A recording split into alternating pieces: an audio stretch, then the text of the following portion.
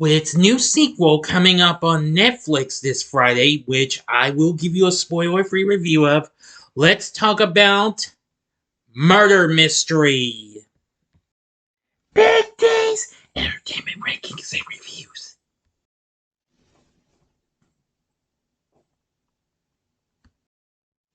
So greetings, my fellow YouTubers, and welcome to Big D's Entertainment Rankings and Reviews. My name is Dual, better known to you as the Big D, and this time around I bring to you a review of the 2019 comedy mystery flick, Murder Mystery, from Netflix, directed by Kyle Newacek, starring Adam Sandler along with Jennifer Aniston and Luke Evans. It follows a married couple who are caught up in a murder investigation on a billionaire's yacht. Now, this was released in June of 2019 and has received mixed reviews. Now, it focuses on a couple who goes by the odd names of Nick and Audrey Spitz. Nick is a New York police officer, and his wife Audrey is a hairdresser. Well, Audrey wants to visit Europe, as Nick had promised at their wedding, but things they never will. After their 15th anniversary dinner, Audrey confronts Nick, who lies that he has in fact booked the trip, and they sail to Europe, and on the plane, Audrey meets billionaire Charles Cavendish, who invites the couple to join him on his family yacht for a party to celebrate his elderly uncle's upcoming wedding to Charles' former fiancée. After seeing how crowded and unpleasant sailing their previously planned bus tour would be, Nick agrees. Aboard the yacht, Nick and Audrey meet Cavendish's ex-fiancée, Susie Nakamura, his cousin and Quincy's son, Toby, actress Grace Ballard, Colonel Linga, his bodyguard Sergey, Maharaja Vikram, race car driver Juan Carlos, and later that night their host Malcolm Quince. Cavendish's uncle arrives, and Quince announces that his new wife Susie will be the one to the only one to receive his inheritance, believing the others only find interest in him because of his money. Before he can sign his new will, the lights go out and come back on to reveal Quince dead, stabbed with a ceremonial dagger. And Nick, who has lied to Audrey about recently becoming an NYPD detective, orders the room locked and guests returned to their rooms. Later that night, the guests find Toby dead from an apparent suicide. Upon arriving in Monte Carlo, the guests are questioned by Inspector Delacroix, who believes that Nick and Audrey, the Americans, are guilty of the murders.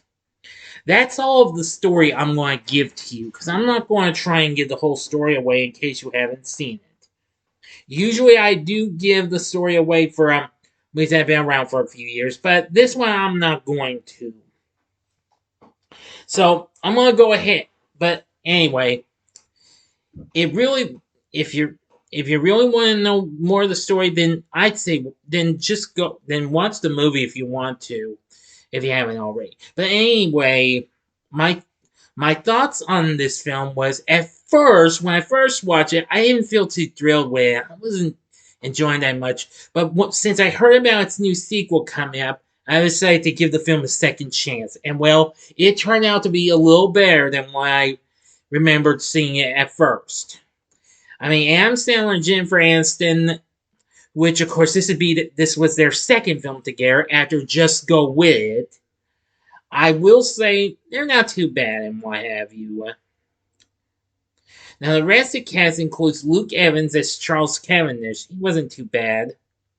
Malcolm Quince is played by Terrence Stamp. Well, I know him from a few things, most notably from the first two Superman films and of course the underrated Elektra. Gemma Arterton, who I've seen in Prince of Persia, Sands of Time, and Hansel and Gretel Witch Hunters, and more recently, The Kingsman, played Grace Ballard. She wasn't too bad.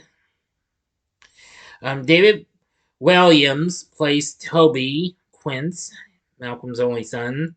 There's also Danny Boone, John Connie, Adil Akhtar, and so many others and what have you.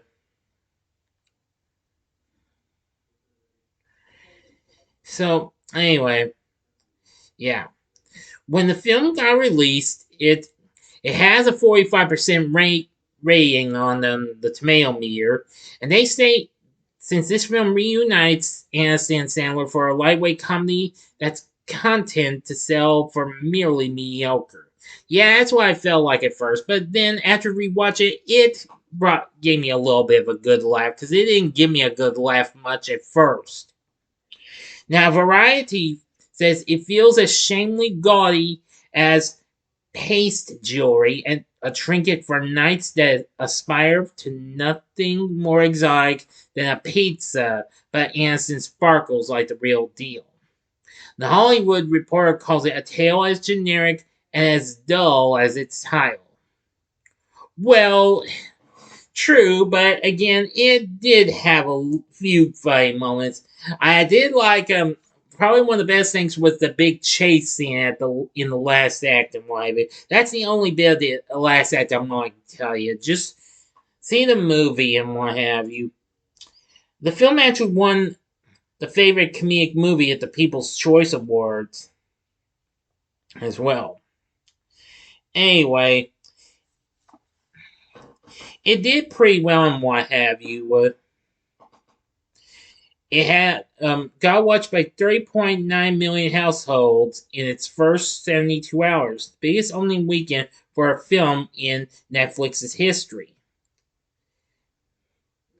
The following month, Netflix reported that the film was viewed by 73 households in its first month, based on a viewing metric of at least 70% of the film watched, making it Sandler's most successful film on the streaming platform.